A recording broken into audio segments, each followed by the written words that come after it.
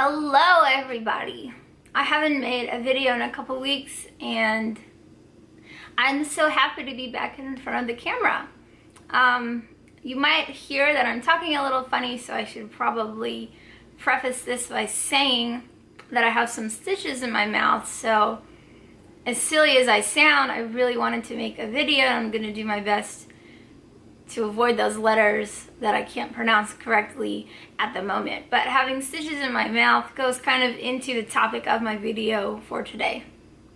So the last 2.5, 3 weeks have been sort of all over the place. I haven't filmed, I haven't been on my normal active workout schedule. And that kind of goes into the topic of life happens. Life throws you curveballs, life takes you off your plan. And honestly, there is nothing we can do about it, but it's a good topic to address. So let me tell you first about my last 2.5 weeks, and then we'll talk a little bit more about what you can do when life messes up your plans. To start off, I had a small oral surgery. Then I had stitches in my mouth, and I didn't really ask about the aftercare, but it had me on some exercise restriction, and it had me on a soft diet, and I didn't like either of those things because all the things I like to eat and drink require straws and biting and chewing and things that I couldn't do. And of course, I am a very active person, and so I had to kind of pump the brakes on that. The day I was getting my stitches out from that surgery was the day before I flew out of the country, and I didn't want to risk something happening that would then mess up my trip. So that was the start of this. I had the procedure, everything went fine. I got my stitches out, everything looked great. The next day I was going out of the country to go to my first trip to Mexico, and I was really excited. The day before I left, I saw a little bump on my leg and I didn't think anything of it, but it turns out that that bump was from poison ivy. And it only really, I can't say if it spread or it appeared, however poison ivy works, but it really got worse that first, second, and third day of my vacation.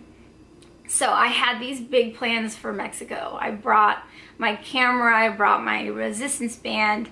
I knew the hotel had a gym. I really wanted to film some workout videos, how to stay active when you're on vacation, a workout on the beach. The gym is on the 12th floor with a gorgeous view of the beach. My family's room had this enormous terrace with a view of the ocean on one side and another body of water on the other side. And I was just really excited to put together some cool videos. But I had poison ivy on my one leg. It was just a bump at first, and then it got bigger. And then of course when I walk, my legs touch each other, nothing I can do. So it ended up on both my legs. So between the discomfort and the itching and me not wanting to rub with my pants, and I didn't even bring pants because I'm in Mexico, I brought shorts. So I kind of had to write working out of my schedule. I did one upper body day with my family when we first got there, but the rest of the trip, I didn't want to be hot, I didn't want to sweat, because then it would have just made that poison ivy that much worse.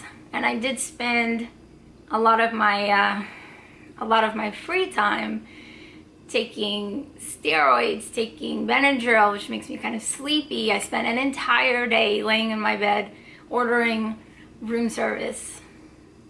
So that was that. And then 2 days after I got back from my trip to Mexico, I had my second oral surgery, which is why I have the stitches in my mouth. So at the moment I have 6 stitches in the front and 1 on the roof, and it's the one on the roof that is messing up my speech. Every time my tongue hits it, it's incredibly uncomfortable. So I'm back on a couple of days of exercise restriction, and more importantly, I'm on a soft diet. So that's been hard for me to adjust to because I can't quite figure out what I should be eating, and I'm hungry, and so that's something to work on. So the point here is that, first of all, I had a plan, and I'm a big planner. I like to be in control of the situation I like to have a list of what I'm going to do, and part of my plan, especially for my trip out of the country, was to film workouts with a great backdrop. That was part of my plan. So that part of my plan went to shit, if we're gonna just say it frankly. And I was really upset, and I know that a lot of people will laugh because why do you go on vacation to work out? Well, that's just kind of my personality. I want to be active on vacation. The gym is kind of a vacation for me. It's a little bit of an escape, so why not work that into my actual vacation? So that didn't happen. That's not the end of the world. I realized, I was really bummed, but I realized that, okay, so I can't work out. That's out of my control, which is really hard for me to come to terms with. But my new focus then was to make sure that I was eating clean, because I couldn't exercise. So what could I do to make sure that I was still being healthy and still having, you know, a trip that didn't bring me back to the States a few pounds heavier? My focus then became the food. That in itself is a challenge because we're on an all-inclusive resort, all you can eat, all you can drink. And there is your challenge. Number one was eating. So I made that my focus. If I can't control the fact that I can't work out right now, I'm gonna then put my efforts into my eating. So I did. They had really great food, and I was able to make really healthy choices, still indulging. I had steak pretty much every night I was there. I didn't really drink because I was taking these medications, and I didn't want to make myself more drowsy or anything like that. So I just chose not to drink for the majority of the trip. Okay, so that's my first two things that happened in the last 2.5 weeks. As soon as I got back from the trip, my poison ivy is getting much better at this point. I've been taking the medication for almost a week for it. 2 days after my return, I had my scheduled procedure. And I got that done, and that went fine. But I'm back on that soft diet, so I have a better idea of what I should be eating based on the first one.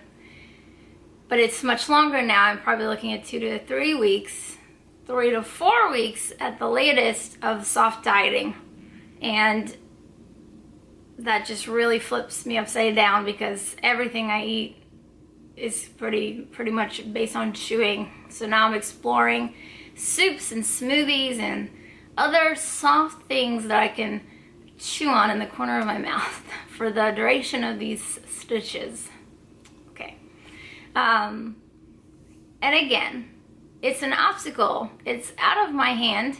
I mean, I chose to have this done, but it's completely out of my hand. The fact that the eating and the exercise are now on some kind of restriction, some kind of change. And now that you know my 2.5 weeks that have just kind of been taking me off my game here, I want to get to the point. The point of this video is that, first of all, having a plan is phenomenal. Maybe not everyone is a planning kind of person. I definitely am. I have a to-do list for every day of errands. I like to know what I'm going to do when I work out. I plan my workouts out when I film. I love to have a plan. And when my plan doesn't pan out, it's kind of upsetting. And I am kind of bad about letting things be out of my control. So it's sort of a test there to make sure that I can just figure it out, right? So first of all, having a plan is great.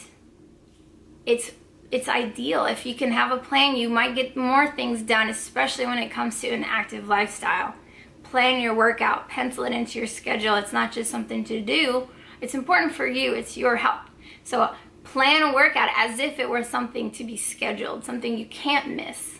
Just like anything else you might have in the day, an actual appointment, a meeting at work, something like that. The second part about that is have a backup plan. So my plan A was getting those workouts in and filming while I was on vacation. And since that didn't work, my backup plan had to be, okay, my new priority is just to focus on my eating.